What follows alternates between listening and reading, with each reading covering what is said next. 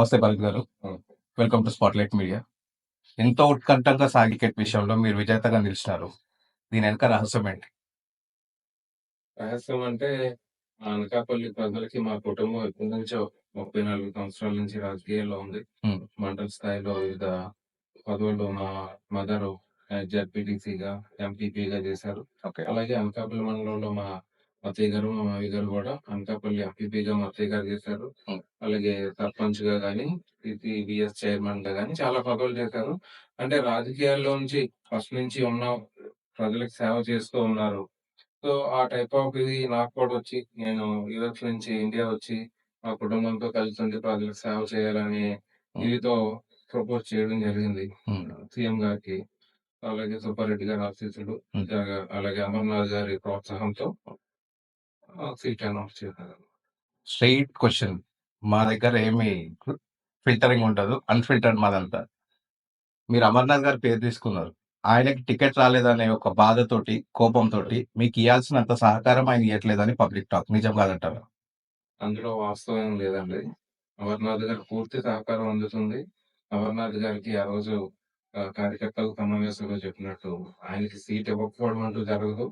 ఆయన అంతటా ఆయన మన వైసీపీ పార్టీకి కార్యకర్తలకు జెండా మోసి చేస్తానని చెప్పినటువంటి వ్యక్తి జగన్మోహన్ రెడ్డి గారికి అత్యంత సన్నిహితుడు. హ్మ్. ఇప్పుడున్న క్యాబినెట్‌లో ఎవరిని చూసుకున్నా గాని అమర్నాథ్ గారంటే జగన్మోహన్ రెడ్డి గారికి టాప్ 1 ప్రయారిటీలో ఉండాయన. ఓకే. సో, ఆయనకి సీట్ లేకపోవడం అంటూ ఉండదు. హ్మ్. ఆయనకి సీట్ అంటే ఎక్కడ టైట్ ఉందో ఆ సీట్‌లోనే అమర్నాథ్ గారైతే గెలుస్తారు. అమర్నాథ్ గారైతే విజయం సాధిస్తారు అనే దానికోసం పార్టీ స్క్రూనిటీ చేస్తుంది. అంతే తప్పితే వేరే ఉద్దేశ్యం కాదనమాట. ఓకే. అమర్నాథ్ గారికి అంత రాజకీయ అనుభవం ఉంది. ఆయన మినిస్టర్‌గా గూడా చేస్తారు. ఆయనని కాదని మీకియ్యడానికి టికెట్ రహస్యం ఏంటి? అదే. అందులో ఆయన్ని కాదనడం అనేది కాదక్కడ. హ్మ్. ఇప్పుడేంటంటే, ఈ అనకాపల్లి ప్రాంతానికొచ్చేసరికి దాదాపు 10, 20 సంవత్సరాల నుంచి స్థానికులకి ఇక్కడ పరిపాలించే అదే స్థానికులకి సీట్ అవకాశం లేదు. సమ ఆహ్, ఏదైనా సమీకరణాల వల్ల గాని వివిధ రీజనల్‌తో హ్మ్. Whatever reason it is. హ్మ్. సో, స్థానికులకి అవకాశం లేదు. నంబర్ 1. నంబర్ 2 సామాజిక సమీకరణాలు. మూడోది పార్టీకి పార్టీ కావాల్సిన పాజిటివిటీస్ గాని, నెగెటివ్స్ గాని ఇవన్నీ చూసుకొని వైసీపీ పార్టీకి ఏదైతే ఈ వచ్చే ఎన్నికల్లో జగన్మోహన్ రెడ్డి గారు 175 ఔట్ ఆఫ్ 175 అన్నారో, హ్మ్. దాన్ని గోల్ రీచ్ అయ్యే విధంగా తీసుకున్న నిర్ణయాలు తప్పితే ఒకరిని పక్కన పెట్టాలనేది కాదనమాట. నిజంగా చెప్పండి. మీ మనస్సాక్షితోటి చెప్పండి. జగన్ ఇంప్లిమెంట్ చేసిన ప్రతి స్కీమ్ పబ్లిక్ అందుతుందంటారా? తప్పకుండా మన పబ్లిక్‌తోనే సర్వేలు చేస్తున్నారు. పబ్లిక్ రెస్పాండ్ అవుతున్నారు ప్రతి సర్వేకి. హ్మ్. అంటే 2, 3 ప్రతిపక్షాల ఛానెల్‌లు కాకుండా హ్మ్. న్యూట్రల్‌గా ఉండే ఛానెల్స్ తీసుకున్నా గాని మీరు ప్రతి విలేజ్‌లోని ప్రతి middle class, lower middle class ప్రజలకు మీరెళ్లి కనుక్కుంటే ప్రతి సర్వేలోనూ వాళ్ళు రూ. 3000 పింఛన్ కానివ్వండి, అలాగే డ్వాక్రా మహిళలకి రుణాలు కానివ్వండి, పేద విద్యార్థులకి, అలాగే ఇప్పుడు ఇంగ్లీష్ మీడియం ఏదైతే ఏర్పాటు చేస్తున్నారో నాడు నేడు స్కూల్ గాని, నేను అమెరికాలో కూడా చూడలేదు. ఈ మధ్య అనకాపల్లిలో 2, 3 స్కూల్లు చూసాను. ఇక్కడ టాబ్స్ పంపిణీ చేయడం గాని, ఆ స్కూల్ ఎన్విరాన్మెంట్ గాని, ఇవన్నీ చూస్తే జగన్మోహన్ రెడ్డి గారు ఎన్నికల్లో ఇచ్చిన హామీల కంటే చాలా ఎక్కువగానే చేశారు ఈ 5 సంవత్సరాల్లో. దానివల్ల ప్రజలు జగన్మోహన్ రెడ్డి గారిని నమ్ముతున్నారు. జగన్ పథకాలు ప్రజల్ని బద్ధకిష్టులను చేస్తున్నాయనే వార్తలు గట్టిగా వినిపిస్తున్నాయి. కాదంటారా? అలాంటిదేం లేదండి. ప్రజల్ని బద్ధకిస్తులను చేయట్లేదు. ప్రజల్ని ఇంకా మోటివేట్ చేసి, ఏ విధంగా పైకి ఎదగాలనే దాని గురించి ఇవన్నీ తోడ్పడుతున్నాయి. ఇప్పుడు జగన్మోహన్ రెడ్డి గారి పథకాలేమున్నాయి? రూ. 3000 పెన్షన్ చూసుకుంటే, రూ. 3000 పెన్షన్ తీసుకునే వాళ్ళేంటంటే లోవర్ మిడిల్ క్లాస్ వాళ్ళు వాళ్ళందరూ. హ్మ్. వాళ్ళ కుటుంబం ఇన్‌కమ్ ఇవన్నీ చూసుకొని ఎలిజిబిలిటీ బట్టి అప్లై చేసుకున్న పార్టీలకు అతీతంగా అప్లై చేసుకున్న ప్రతి ఒక్కళ్ళకి ఈ పెన్షన్ గాని, ఈ పథకాలన్నీ ఇవ్వడం జరుగుతుంది. సో, ఇందులో బద్దకస్తులు చేయడం అంటూ లేదు. రూ. 3000 ఆ ఫ్యామిలీకొస్తే అంతకుముందు 2000, 500 వచ్చాయి. ఇప్పుడు పెరిగిన నిత్యావసరాల ధరలు బట్టి వాటికి ఈక్వలైజ్ చేయడానికి హ్మ్. ఇది కాంపెన్సేట్ చేస్తున్నారనమాట. జగన్మోహన్ రెడ్డి గారు చాలా సున్నితంగా తీసుకున్న నిర్ణయాలు ఇలాంటి పథకాలన్నీ. అదేవిధంగా విద్యార్థులకు ఇంగ్లీష్ మీడియం అంటే పేద విద్యార్థులు ఇంగ్లీష్ మీడియం స్కూల్‌లో చదవలేరు కాబట్టి తెలుగు మీడియం స్కూల్‌లో చదివినోళ్ళు ఇబ్బంది పడుతున్నారు. ఆఫ్టర్ 10థ్ గాని, ఇంటర్ తర్వాత వాళ్ళు డిగ్రీలో కాస్త ఇబ్బంది పడుతున్నారు. ఇవన్నీ కూడా వీళ్ళకి పై చదువులకి లేదా ఉన్నతమైన స్థాయికి ఎదగడానికి తోడ్పడతాయి గానీ బద్దకస్తులు చేయడానికైతే కాదు. ఓకే.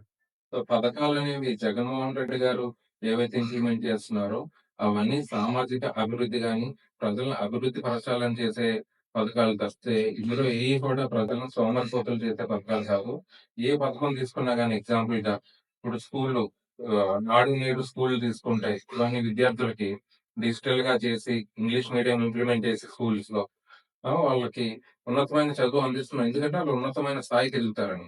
అలాగే ఇప్పుడు రూ. 3000 పింఛన్ ఇస్తే ప్రజలు సోమరిపోతులు అవుతారనేది కాదనమాట. రూ. 3000 పింఛన్ ఇస్తే ఇప్పుడు వాళ్ళు ఒక 4 రోజులు బ్రతకడానికి సరిపోగా పెరిగిన ధరలు గాని, వీటన్నిటిని కాంపెన్సేట్ చేయడానికి ఉపయోగపడతాయన్నది జగన్మోహన్ రెడ్డి గారు చాలా మంచి నిర్ణయం తీసుకొని ఇంప్లిమెంట్ చేశారు. అలా మీరు చూస్తే చాలా సున్నితంగా ఉన్నారు. ఓకే. ఈరోజు రాజకీయ పరిణామాలు ఎలా ఉన్నాయంటే, ఆడవాళ్ళని గాని, పిల్లల వాళ్ళని కూడా స్పేర్ చేయకుండా అమ్మన బూతులు తిడుతున్నారు. ఇదే పరిస్థితి మీరు ఎదుర్కొంటే, మీ జవాబు ఎలా ఉంటుంది? నా జవాబు ఇప్పుడెలా ఉందో తర్వాతైనా గాని నేను రాజకీయాల్లో ఉన్నంత వరకు, బతికినంత వరకు ఒకేలా ఉంటది. హ్మ్. సో, ఇప్పుడు ఎలాగైతే తున్నుతిమ్మన్నానని ఏ విధంగా ఫీడ్‌బ్యాక్ వస్తుందో అలాగే ఉంటాను. ఇప్పటివరకు అలాగే ఉన్నాను. హ్మ్. ముందు కూడా అలాగే ఉంటాను. హ్మ్. రాజకీయాల్లో అంటే మనం ఏ విధంగా రాజకీయాల్లో ముందుకెళ్తున్నాం అనే దాన్ని బట్టి ఉంటది గానీ, మన బిహేవియర్‌లోని అగ్రెసివ్‌గా మాట్లాడితే ఏదో వస్తది. బయటోళ్ళకి హర్ట్ చేయడం అనేది ఒక మంచి పద్ధతి కాదు. మన ఎథిక్స్ గాని, యాటిట్యూడ్ గాని ఇవన్నీ అన్నీ ఫిక్స్‌డ్‌గా మనం బ్యాలెన్స్ చేసుకుంటూ ముందుకెళ్తే ప్రజల్లో ఎక్కువ సమయం ఉండగలుగుతాం. ప్రజల నుంచి ఆదరణ కూడా వస్తది. హ్మ్. అంతే తప్పించి మనం అగ్రెసివ్‌గా మాట్లాడడం, కోపంగా రెచ్చిపోయి చేయడం వల్ల ఉపయోగం ఉండదని నా అభిప్రాయం. ఓకే. రాజకీయాలంటేనే దాడులు, ప్రతిదాడులు, దూషించుకోవడం. మరి ఇలాంటి పరిస్థితిలో మీరు రేపు ఎవరినన్నా పరిస్థితొచ్చి మీ కార్యకర్తల మీద దాడి జరిగి ఏమన్నా ఉంటే మీరు రెబెల్ అవుతారా? డిఫెన్స్ మెకానిజం అనేది మీ దగ్గర ఉందా? రెబెల్ అనే దానికంటే లా అండ్ ఆర్డర్ గాని, హ్మ్. లీగల్‌గా ఏ విధంగా అయితే మనం ఫాలో అవ్వగలుగుతామో, ఆ విధంగా రెస్పాండ్ అవ్వడం జరుగుతుంది గానీ, రెబెల్ అయ్యి ఇప్పుడు ఆళ్ళు తిట్టారో, కొట్టారని మళ్ళీ ఆళ్ళు తిట్టారు, తిట్టడం, కొట్టడం జరిగితే ఏమైతదంటే అదే కంటిన్యూ అయితది. హ్మ్. మళ్ళీ వాళ్ళు రావడం, వీళ్ళు కొట్టుకోవడం. హ్మ్. దానికి కాకుండా మనకి లా అండ్ ఆర్డర్ కూడా ఫుల్ సపోర్ట్ చేస్తుంది. మన పోలీస్ ఫోర్స్ ఉంది. అలాగే ఐపీఎస్ ఆఫీసర్స్ ఉన్నారు. ఎన్నో పోలీస్ స్టేషన్‌లు కూడా పెరిగాయి. జగన్మోహన్ రెడ్డి గారి ప్రభుత్వం వచ్చిన తర్వాత స్టేషన్స్ గాని, ఇప్పుడు అనకాపల్లి ఉంటే విశాఖపట్నం జిల్లాలో ఒక మాల్ ఉండేది. హ్మ్. ఇప్పుడు అనకాపల్లి అనే జిల్లా చేసి అనకాపల్లిలోని పోలీస్ హెడ్ క్వార్టర్స్ ఇచ్చి ఇవన్నీ ఉన్నాయి కాబట్టి లా అండ్ ఆర్డర్ ప్రకారం లీగల్‌గా ఏ విధమైనటువంటి యాక్షన్స్ ఇవన్నీ ఉంటాయో ఆ విధంగా ముందుకెళ్తాం. హ్మ్. ఒక సూటి ప్రశ్న. అబద్ధం చెప్పొద్దు. మీరు అబద్ధం చెప్తారనే నమ్మకంతో అడుగుతున్నాను. మీరు ఈ టికెట్ తెచ్చుకోవడానికి 40 ఎకరాల స్థలం, ₹100,00,00,000 ఆఫర్ చేస్తున్నారనేది ఒక వార్త. అబద్ధమా? ఇందులో వాస్తవం ఏమీ లేదు. అబద్ధం. హ్మ్. నేను ఈ ఎలక్షన్‌లో పోటీ చేయడానికి గాని, హ్మ్. ఈ టికెట్ తెచ్చుకోవడానికి గాని, ఒక అంగుళం భూమి కూడా నేను అమ్మలేదు. ఎవరికీ ఇస్తానని చెప్పలేదు. హ్మ్.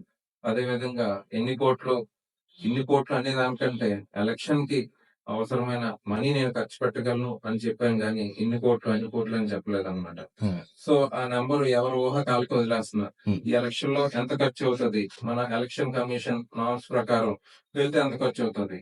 లేదంటే ఈ అనకాపల్లి పరిసరాల్లో, అనకాపల్లి ప్రాంతానికి ఎలక్షన్‌కి ఎంత ఖర్చవుతది అనుకుంటే, నేను దాన్ని తగ్గకుండా ఖర్చు పెట్టుకోగలుగుతాను అని చెప్పడం జరిగింది తప్పితే, 100,00,00,000, 50,00,00,000 లేతే ఇన్ని ఎకరాల భూమి అనేది లేదు. ఒక అంగుళం భూమి అమ్మలేదు.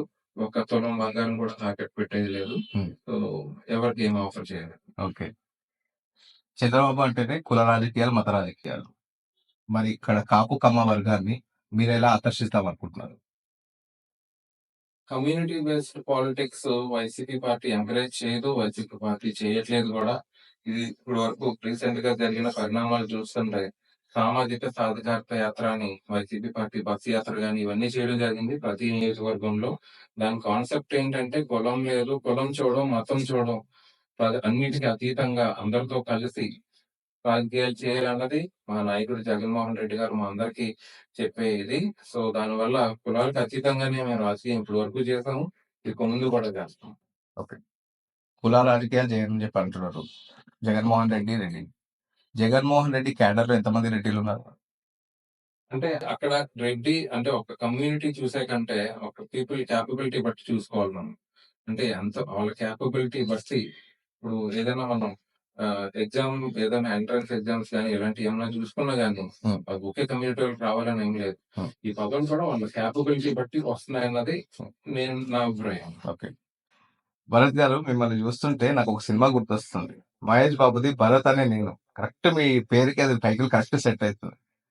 ఆయన సీఎం అవ్వడం ఎన్నో కష్టాలు ఎదుర్కొని ఆయన రాజకీయాల్లో సక్సెస్‌ఫుల్‌గా ఉన్న తర్వాత వాళ్ళు పెట్టే ఎలిగేషన్స్ తట్టుకోలేక ఒక విద్యావంతుడి ఆలోచన వేరే ఉంటుంది.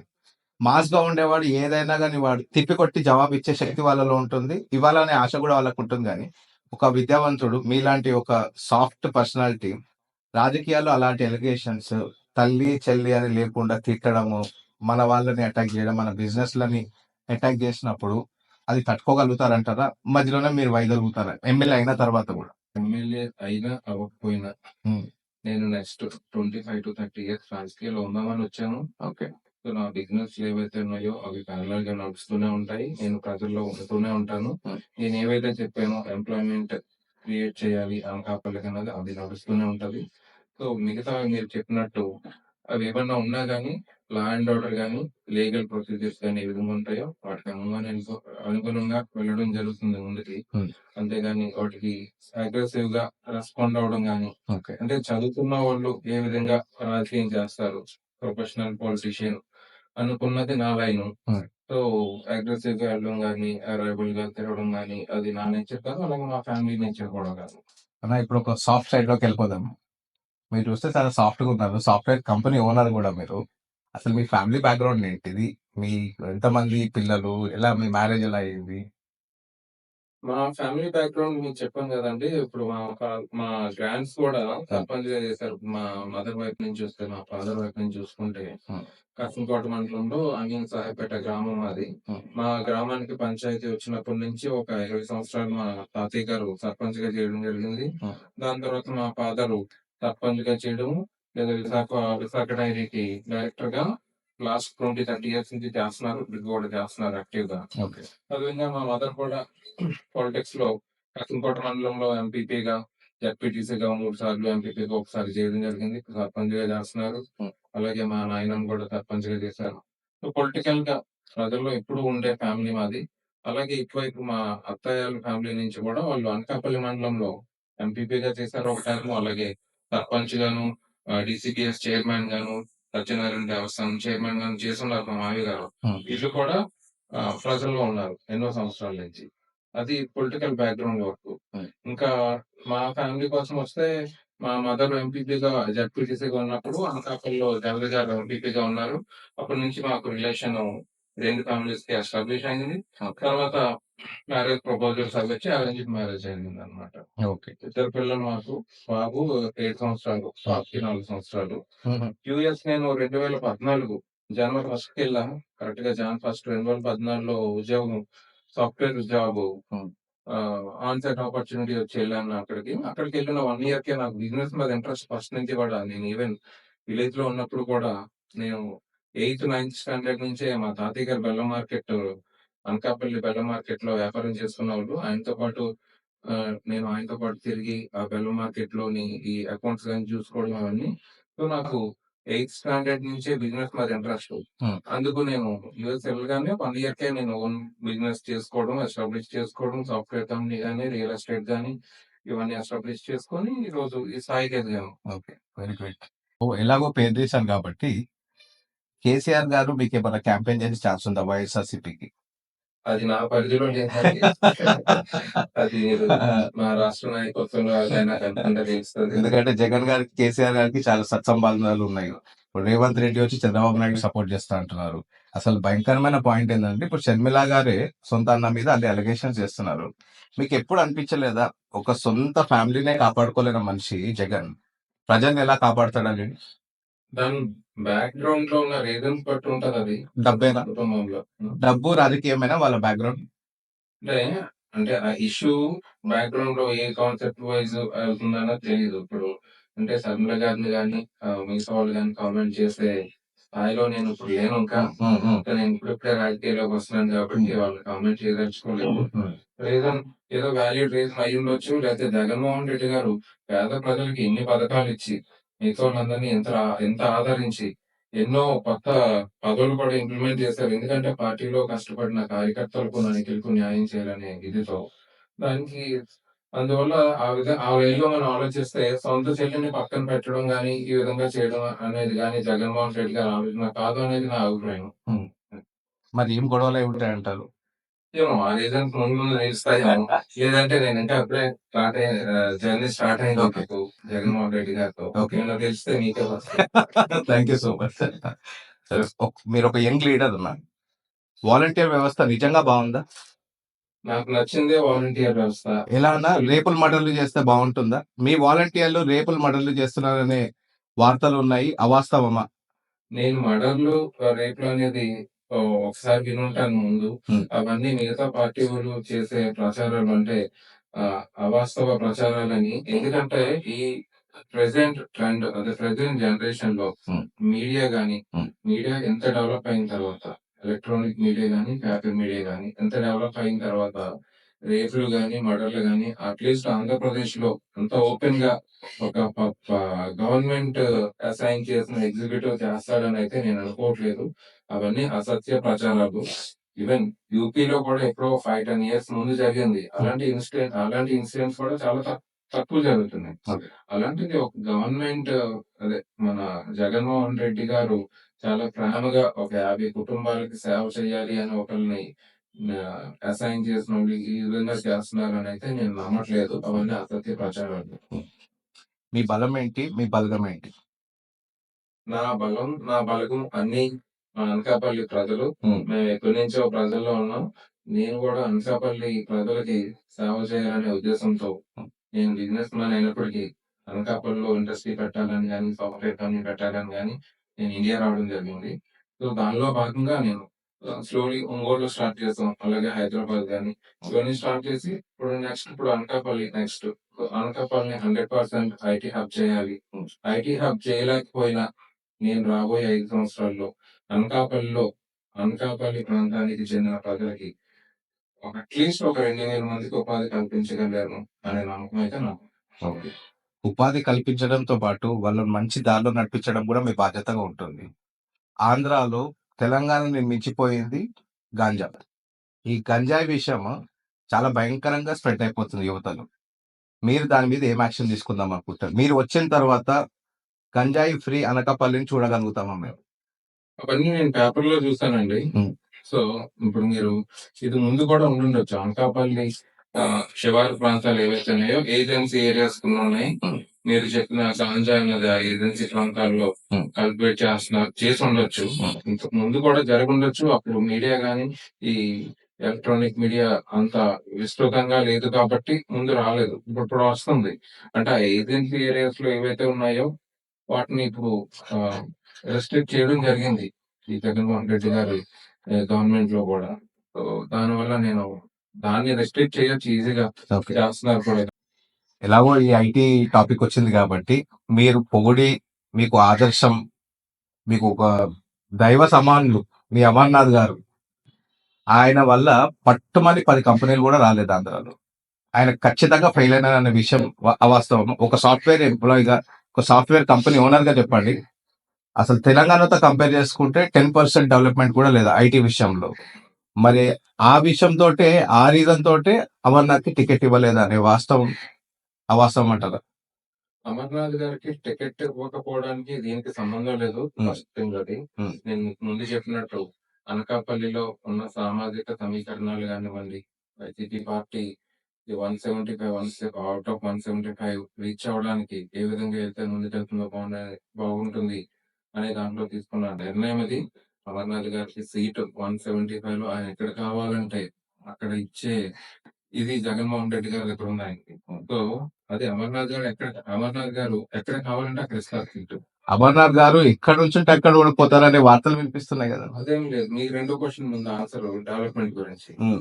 డెవలప్‌మెంట్ గురించి మీరు చూసుకుంటే వైసీపీకి 5 సంవత్సరాల్లో స్టార్ట్ అయిన 1 ఇయర్‌కి కోవిడొచ్చింది. హ్మ్. ఆల్‌మోస్ట్ 2 ½ ఇయర్స్ కోవిడ్‌లో అయిపోయింది.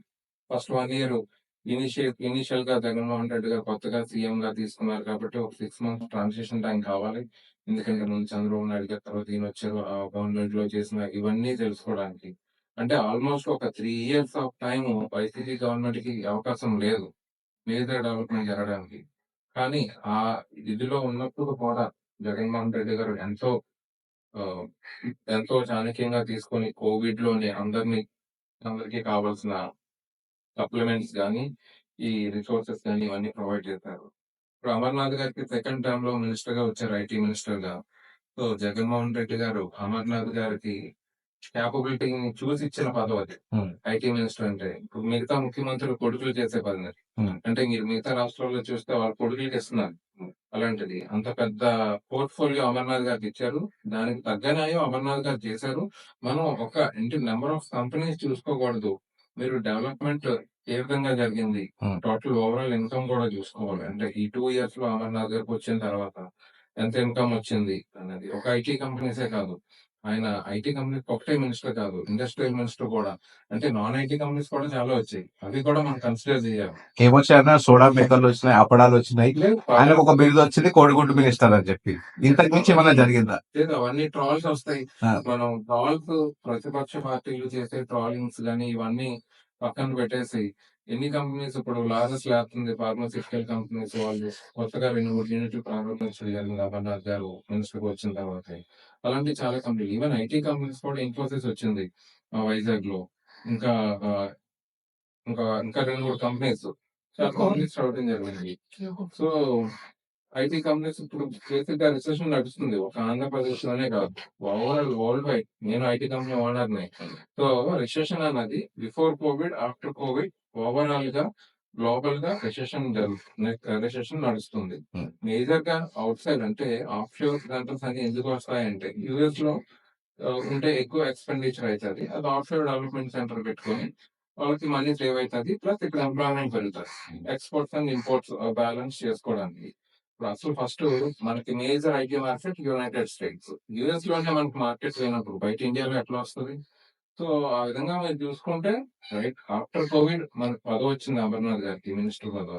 అదొచ్చిన తర్వాత ఆయన పరిధికి మించి ఆయన చేశారు. ఆయన కష్టపడి హ్మ్. వచ్చిన కంపెనీలు కూడా తేగలిగారు. హ్మ్. ముందు కూడా ఆయన నాకు తెలిసి అంతకంటే ఎక్కువగానే కష్టపడ్డారు. ఓకే.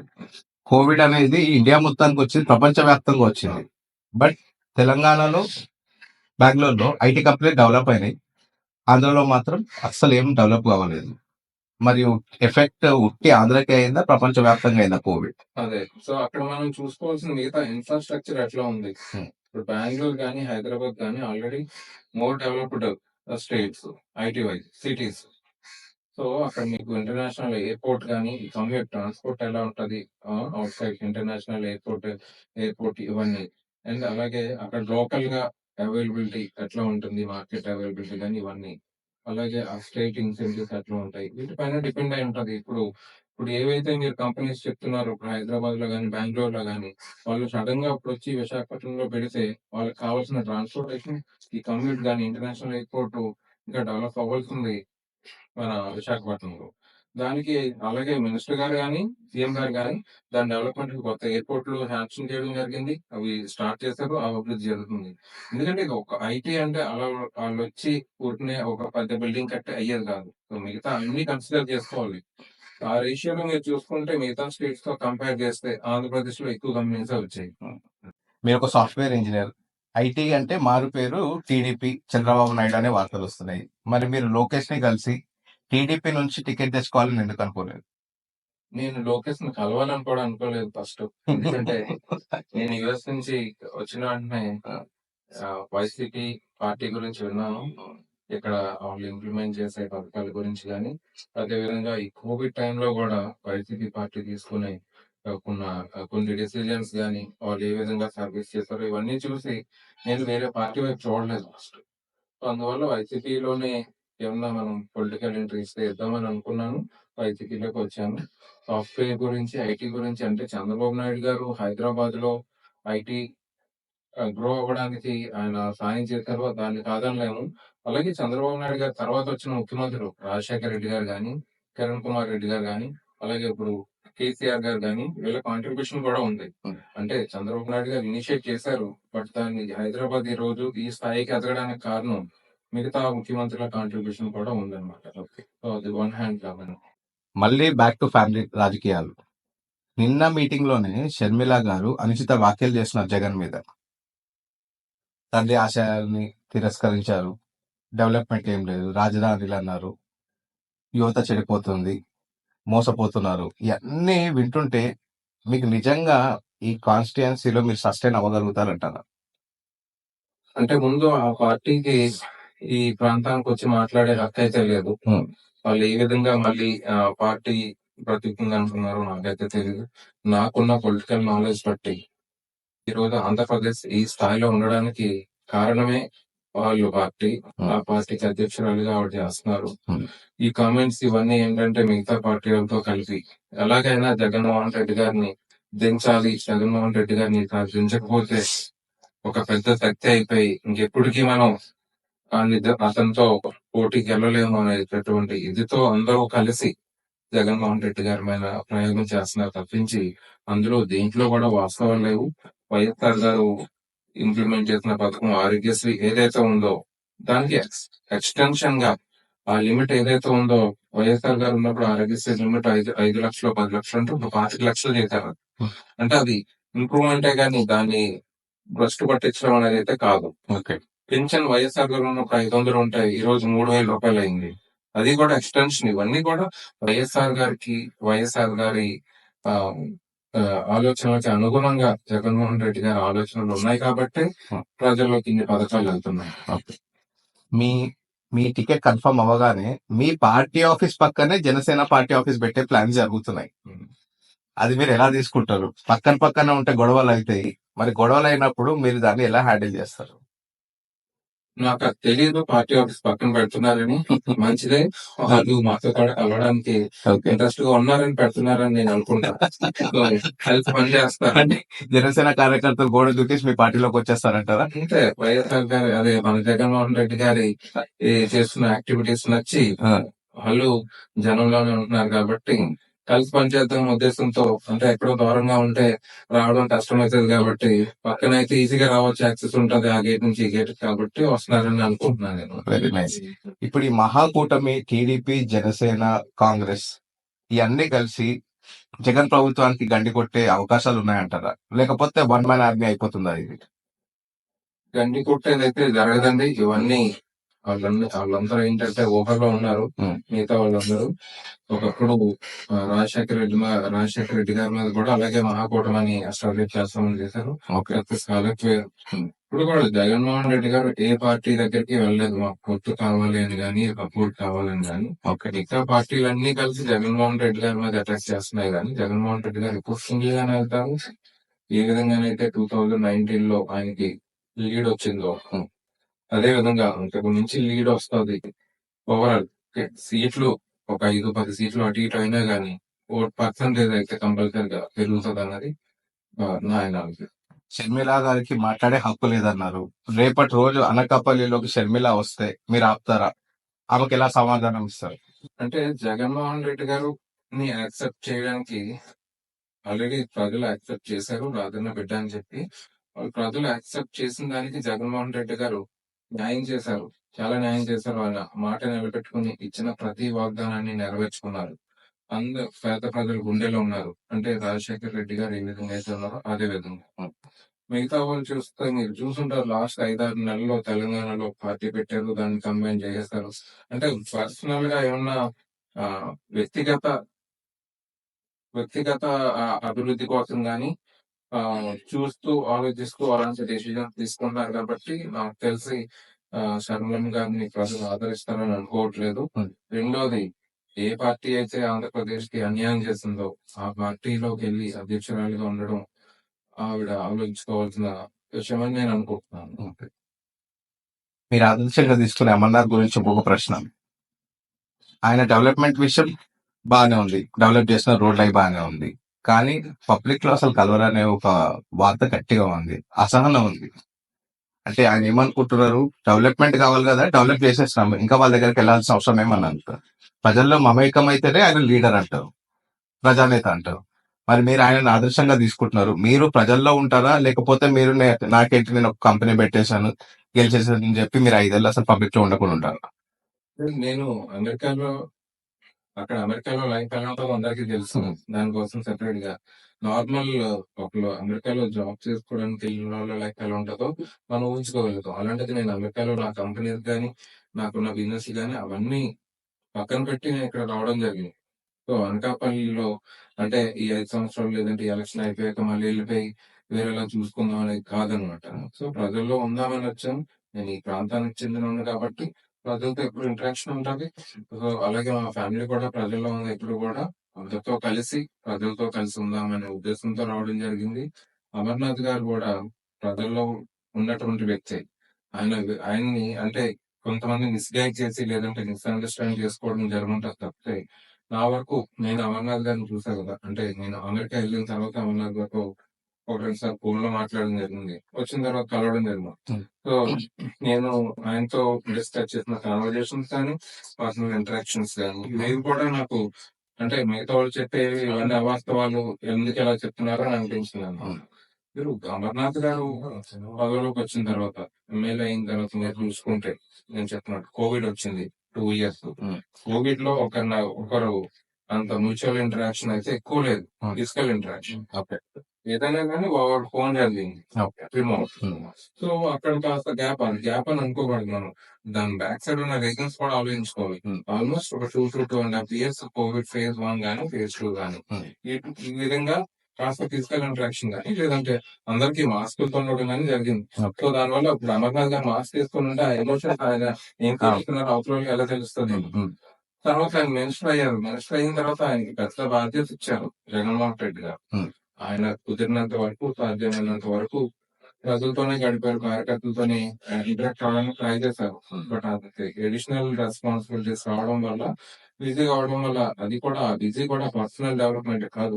మన అనకాపల్లి డెవలప్‌మెంట్ లేదంటే ఆంధ్రప్రదేశ్ డెవలప్‌మెంట్స్‌కి టైమ్ స్పెండ్ చేయడం కాస్త తక్కువ టైమ్ స్పెండ్ చేయడం జరుగుంటదని నేను అనుకుంటున్నాను.